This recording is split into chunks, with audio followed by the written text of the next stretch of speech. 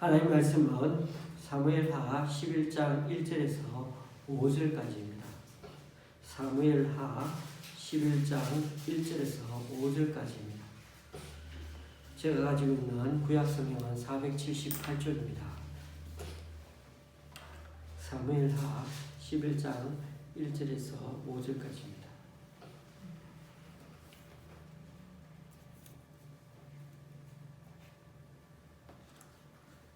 교도하실 때 마지막 절은 같이 읽도록 하십니다.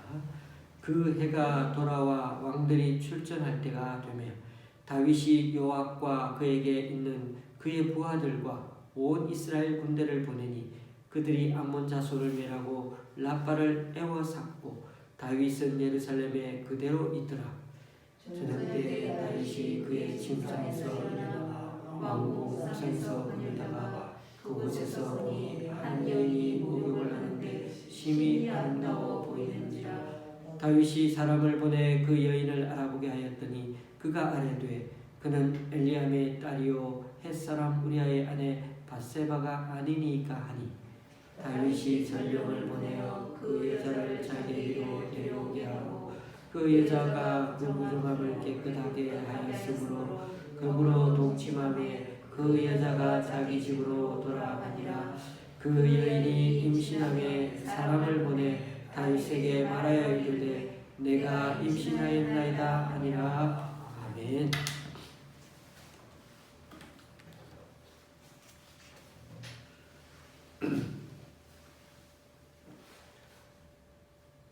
사무엘하는 11장부터가 어떻게 보면 2막이 시작됩니다. 제가 말씀드렸죠. 사무엘하는 세 부분으로 나눠진다고요. 처음에 사무엘에게 밝은 면, 그 다음엔 어두운 면, 그리고 하나님의 마지막 결론적인 말씀이 나옵니다.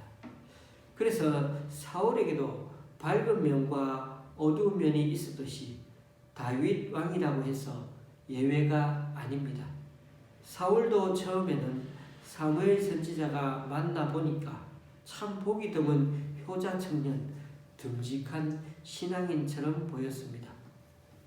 다윗도 왕이 되기 전까지 수많은 고난을 당하면서도 사울 왕을 원망하지 않고 자신의 내면을 성실히 잘 다듬어가는 연단의 시간으로 삼지 않았습니까? 그래서 앞부분 10장까지 보면 다윗의 왕권이 경고히 확립되어 갔습니다. 사울 왕가도 잘 정리가 되고 또 12지파가 다 하나로 통합되었습니다.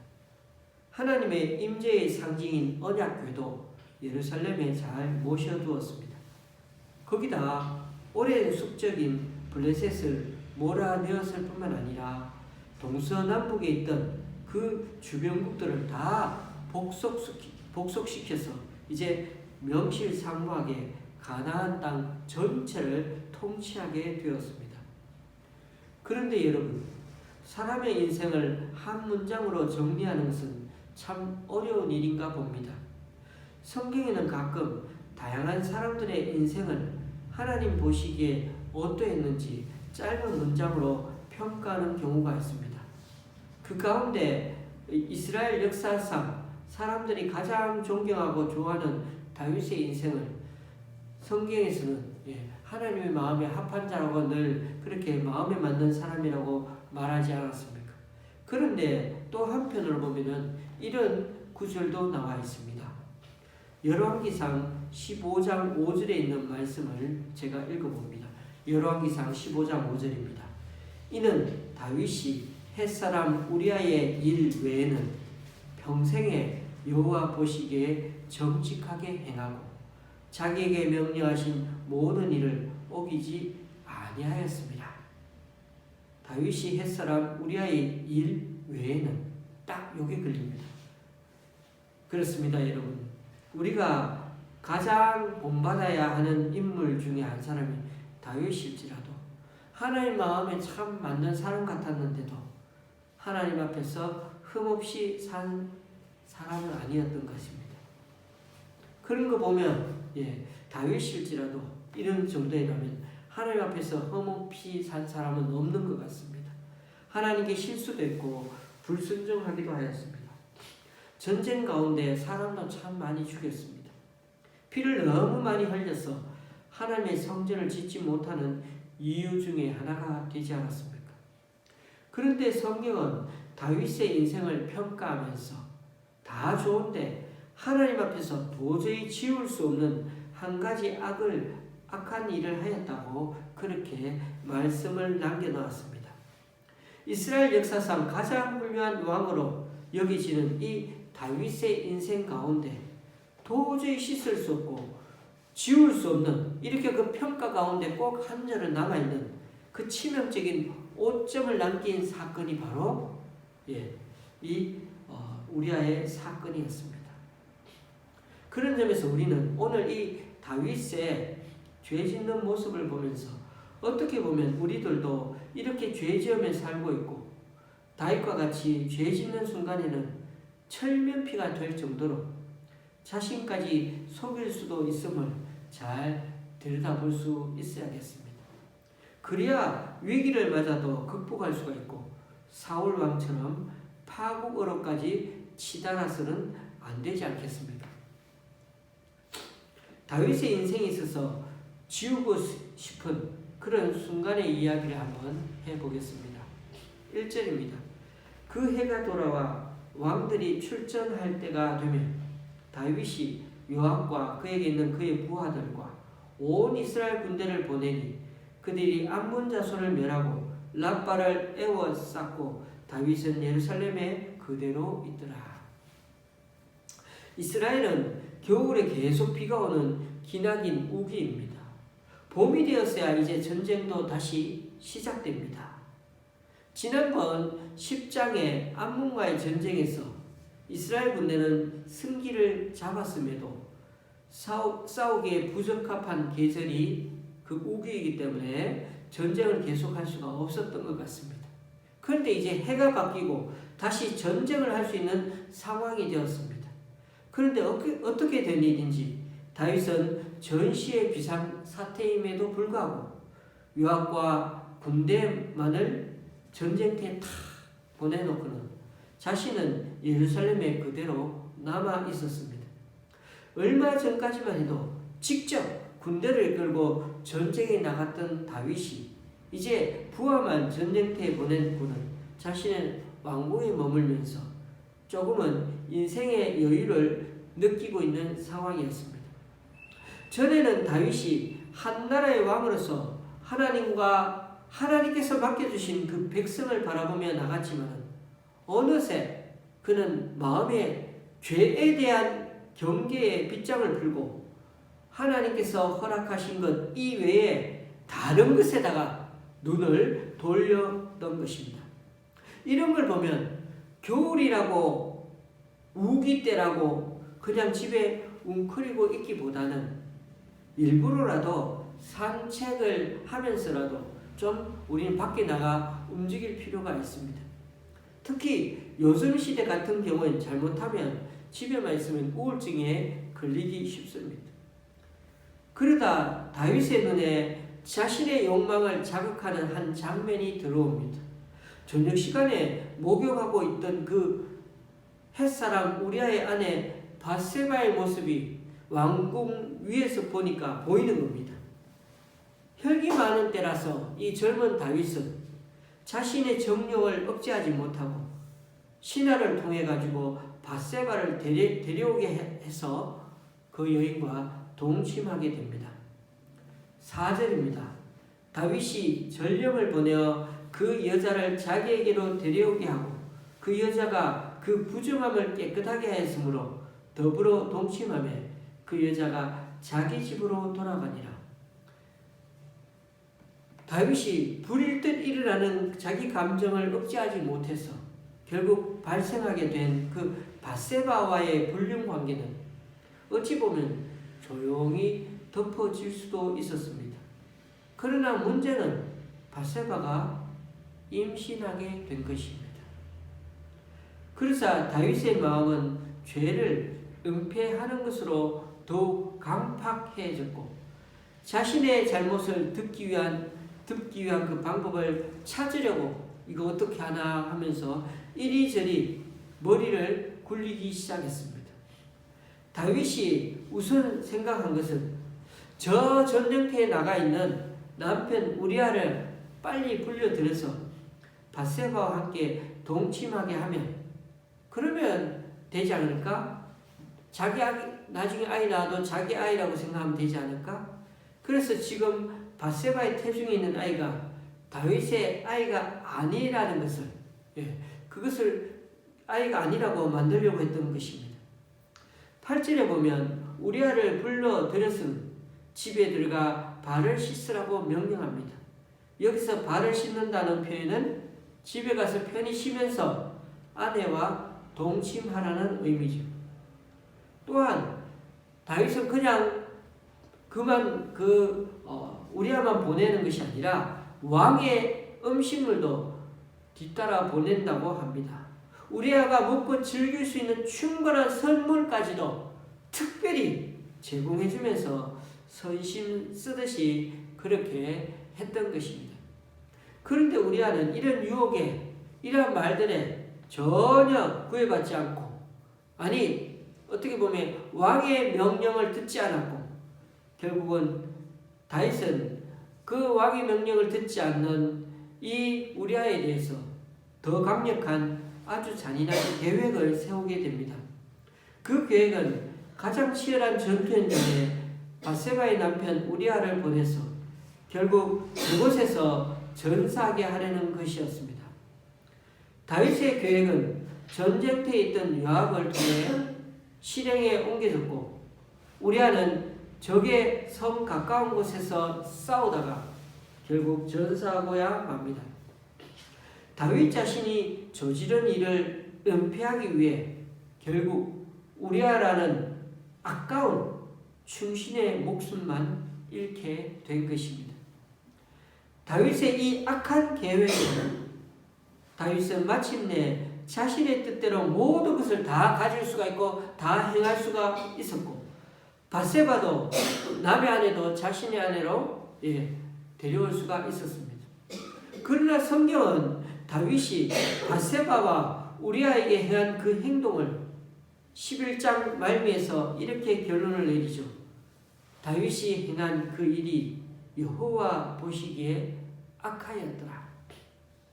다윗의 행동은 왕의 권위를 가진 자가 행할 수 있는 용납 가능한 행동이 아니라 그의 행동은 하나님 앞에서 참으로 악한 행동이었음을 분명하게 기록하고 있었습니다. 세상 왕이라면 이런 정도는 아무것도 아닌지 몰라도 하나님 앞에서는 너무나 악한 일이었다는 것입니다. 다윗은 한 나라의 지도자로 기름 부음을 받고 자신의 목숨을 노리는 사울의 끈질긴 추격을 이기고 난 후에 마침내 통일 이스라엘의 왕이 되었습니다. 그때 다윗은 하나님과 하나님의 백성에게 자신의 시선을 늘 고정하며 살고 있었습니다. 그러나 어느 순간 하나님과 하나님의 백성에게 향해 있어야 할 그 다윗의 눈은 자신의 기쁨을 위한 곳을 향하고 있었습니다. 아니, 다윗에게는 그 많은 아내들이 많은데도 불구하고 다윗은 육체의 정욕을 이기지 못하고 결국 또 넘어지고 말았습니다. 그러나 다윗은 하나님과 백성에게 큰 죄를 지었음에도 불구하고 자신의 잘못을 회개하지 않았습니다. 오히려 인간적인 교묘한 방법을 통해 자신의 잘못을 덮으려고만 하였습니다. 게다가 자신의 계획대로 잘 안되자 결국 살인까지 남에게 시켜서 살인하는 거죠. 살인까지 교사하여 사람을 죽이고 한 가정을 깨트리는 잔인한 본성을 드러내고야 맙니다. 다윗은 이처럼 자기가 영적으로 많이 망가진 상태임에도 여전히 자신의 잘못을 깨닫지 못하고 있었습니다. 이러한 다윗의 완악하고 추악한 행위가 바로 하나님 보시기에는 악하였던 것입니다. 오늘 우리는 11장 본문에서 아주 흥미로운 단어 하나를 살펴볼 수 있습니다. 보내다라는 단어입니다. 제가 11장에서 찾아보니까 11번 정도 나오는 것 같습니다. 여기서 이 단어가 어떻게 보면 왕으로서 권력을 휘두를 때 사용하는 단어, 사람을 시켜서 보내는 거죠. 자기가 아니라 사람을 보내는 겁니다. 그것을 염두에 보면서 한번 살펴보면 좋겠습니다. 1절에 보면 다윗이 왕으로서 자신의 군대를 전장에 내보냅니다. 군대를 전 군대를 몇십만 명, 50만 명, 30만 명 되는 그 엄청난 군대를 명령 하나만 내리면 그 군대를 다 내버릴 수 있고 움직일 수 있는 권력이 다윗에게 있었습니다. 그런데 그 권력을 3절에 4절을 보십시오. 사람을 보내어 목욕하는 여자가 누구인지를 알아볼 때 사람을 보냅니다. 심지어는 그 여인을 왕궁으로 데려오도록 사람을 또 보냅니다. 이게 다 왕의 권력이 아니고서는 절대로 불가능하죠. 하나님께서 주시고 또 왕의 백성들을 대표한 권력을 왕 스스로가 자기를 위해 사용하고 있는 것입니다. 6절에 보십시오.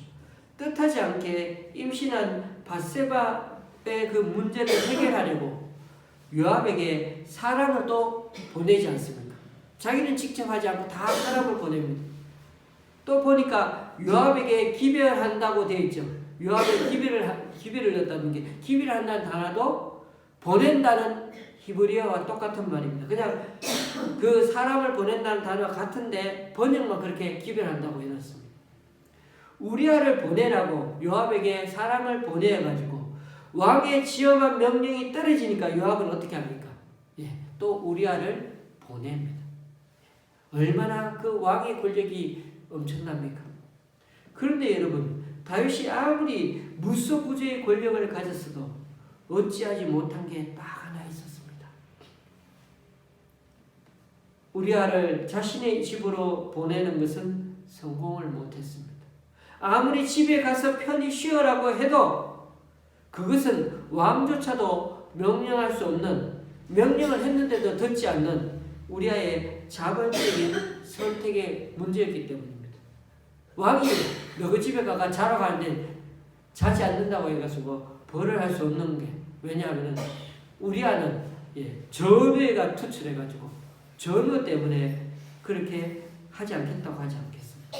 우리아는 그냥 집에 가서 푹 쉬어도 될 것을 괜히 끝까지 전우들과 동고동락을 같이 하겠다는 바람에 결국 자기 목숨까지 잃게 된 것입니다.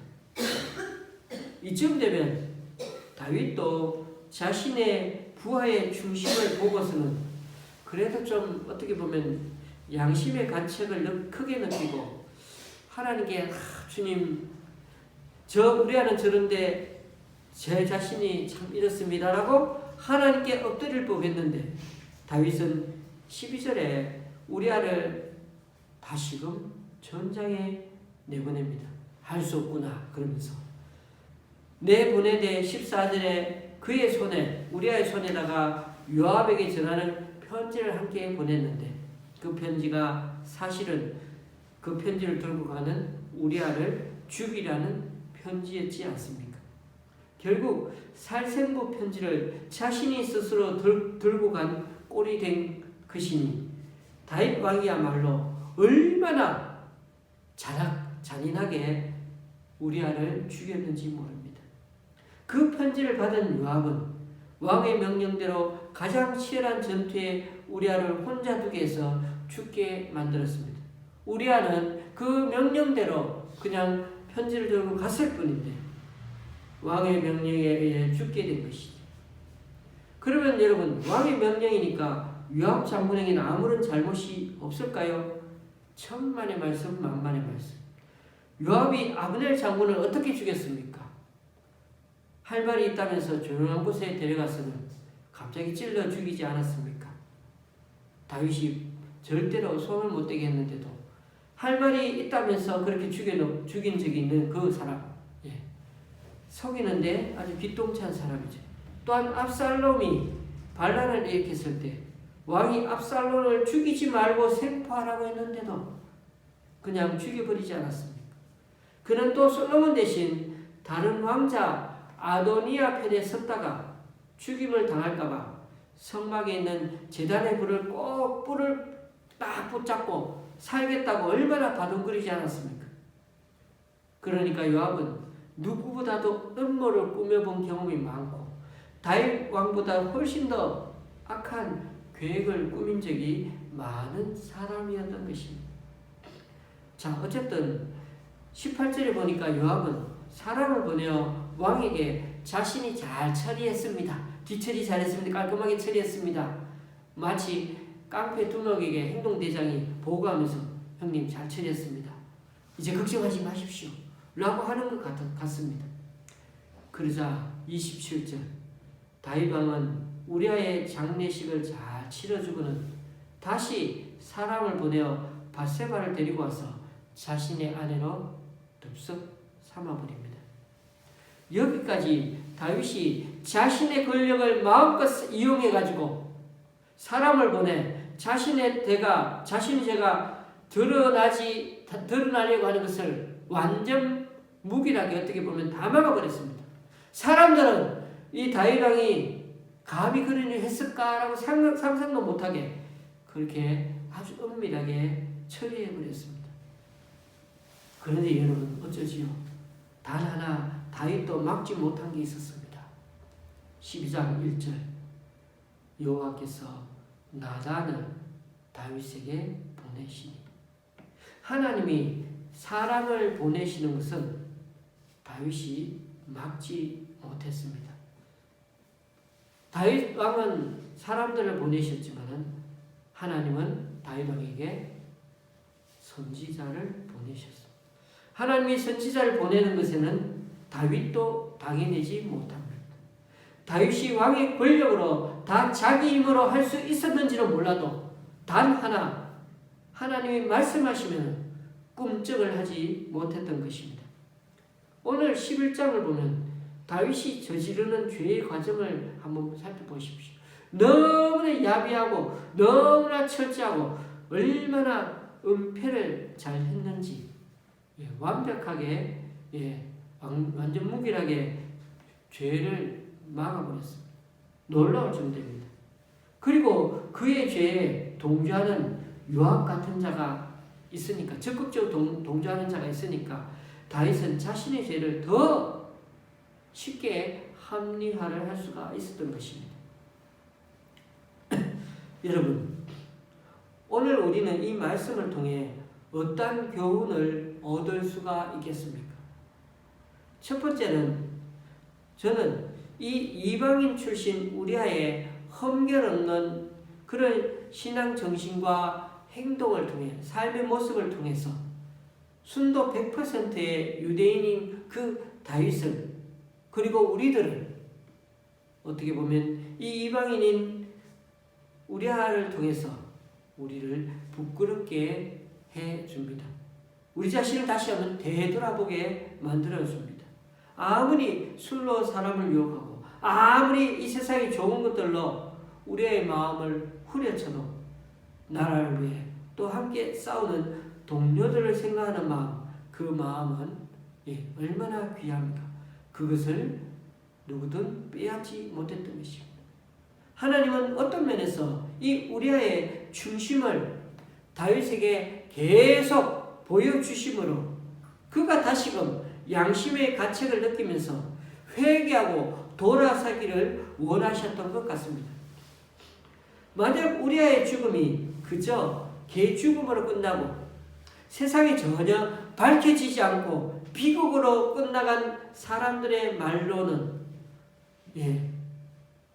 얼마나 억울하고 안타깝겠습니까?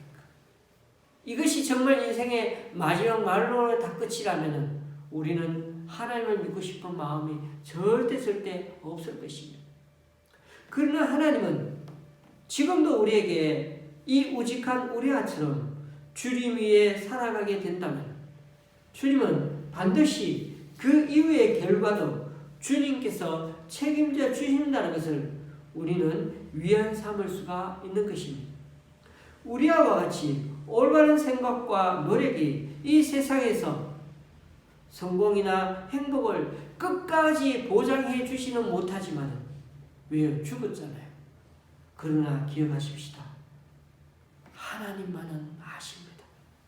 하나님은 선악간에 그 일을 마지막에 늘 마무리하실 것입니다. 이 억울한 죽음이 결국 다윗이 11장부터 맞이하는 이 다윗 왕가의 어두운 면이요 또 위기요 큰 어려움들이 당하지 않았습니까? 두 번째로 다윗과 같이 무소부재의 권력과 힘, 그런 편안한 환경이 우리에게 주어질 때 정말 조심해야 합니다. 그래서 바울이 선탄할 때 넘어질까 조심하라고 하지 않았습니까? 그리고 누군가 그런 권력과 힘을 앞세워 나를 죄악의 자리에 보내려고 할 때 요압처럼 이때다 싶어서 그 기회를 잡아 출세하려고 하지 마십시다. 그 일이 진정 하나님이 기뻐하지 않는 일이라면 아무리 그 큰 권력, 그 권력 앞에 우리가 선다 할지라도 용기를 내어 거절할 수가 있어야겠습니다. 말씀을 맺습니다. 우리는 오늘 한 인간의 인생 가운데 가장 잔인하고 치욕스러운 모습을 보고 있습니다. 그런데 놀라운 사실은 다윗의 죄악 그 가득한 모습을 오늘날의 많은 사람에게서 또 우리 자신에게서 우리는 보면서 살아가고 있습니다. 저는 매일 그것을 매스컴에서 어렵지 않게 찾아보며 들으며 눈으로 확인하며 살고 있습니다. 하나님께서 명하신 것을 바라보기보다는 자신의 욕망과 기쁨을 채우려는 것으로 눈을 돌리는 모습, 자기가 저지른 잘못에 대해 전혀 인정하지 않고 끝까지 부인하면서 모든 권력으로 자신의 잘못을 덮으려고 하는 모습, 자신이 살기 위해서 상대방의 목숨을 별로 중요하게 여기지 않는 태도, 나의 만족을 위해 다른 사람의 행복과 기쁨을 함부로 빼앗는 모습 등등, 이런 모습이 지금도 저는 많이 볼 수가 있습니다. 이와 같은 모습으로 우리도 조금의 권력과 힘이라도 주어지면 나도 모르게 다윗이 밧세바와 우리아에게 저지른 그 악한 행동같이 동일하게 우리의 동료와 이웃에게 저지를 때가 참 많이 있습니다. 그것은 하나님 보시기에 악한 행위, 즉 죄입니다. 제가 분명히 말씀드렸습니다. 저도 그렇고 여러분도 그렇고 결코 이런 죄악을 나는 절대 안 짓는다 장담하지 마십시오. 다윗의 인생 가운데 오적으로 기록된 사건을 바라보면서 나 자신은 전혀 그럴 사람이 아닌 것처럼 다윗의 행위를 무조건 잘못되었다 비판하기에 앞서 나 역시 언제라도 쉽게 죄의 유혹에 빠져서 다윗과 같은 연약한 모습을 보일 수 있는 존재임을 기억해야 할 것입니다. 그렇기 때문에 우리는 한순간도 죄에 대한 긴장의 끈을 놓지 말고 언제나 주님만을 바라보며 하나님과 동행하는 삶을 살아야 할 것입니다. 부디 우리를 향해 한없는 사랑을 베푸시며 용서해 주시는 그 하나님을 의지하면서 남은 3일간도 주님의 말씀 앞에서 죄와의 싸움에서 승리할 수 있는 우리 모두가 될 수 있기를 주님의 이름으로 축원합니다. 기도하시겠습니다.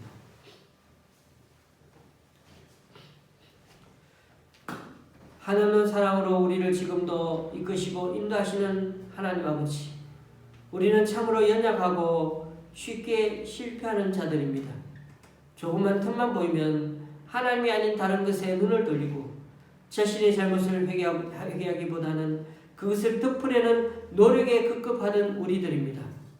주님, 이 시간에 인생에서 주님께 가장 큰 죄를 지은 다윗의 모습을 보았습니다. 그리고 그 죄 짓는 과정 가운데 얼마나 완악하고 더 간악하게 머리를 써서 죄를 숨기고 심지어 사람을 죽이면서까지 자신이 모든 권력과 힘을 동원하면서 자신은 죄를 짓지 않은 것처럼 성인군자처럼 그렇게 꾸며대고 있는 모습을 보게 됩니다. 우리 인생도 주님 앞에서 많은 죄를 짓는 연약한 자임을 이 시간 인정하며 살기 원합니다. 이 시간 우리를 붙들어 주시며 항상 함께 하시는 그 아버지 하나님만을 진심으로 바라보며 앞으로 늘 주님과 동행하며 오직 하나님 편으로 우리 시선을 고정하며 살아가는 우리 각자가 될 수 있도록 인도하여 주시옵소서. 예수님의 이름으로 기도드리며 이제 우리 모두 주님께서 가르쳐 주신 기도를 한 목소리로 함께 기도하오니 하늘에 계신 우리 아버지여 이름이 거룩히 여김을 받으시오며 나라의 임하옵시며 뜻이 하늘에서 이룬 것 같이 땅에서도 이루어지이다. 오늘날 우리에게 일용할 양식을 주옵시고 우리가 우리에게 죄 지은 자를 사하여 준 것 같이 우리 죄를 사하여 주옵시고 우리를 시험에 들게 하지 마옵시고 다만 악에서 구하옵소서. 대개 나라와 권세와 영광이 아버지께 영원히 쌓옵나이다. 아멘.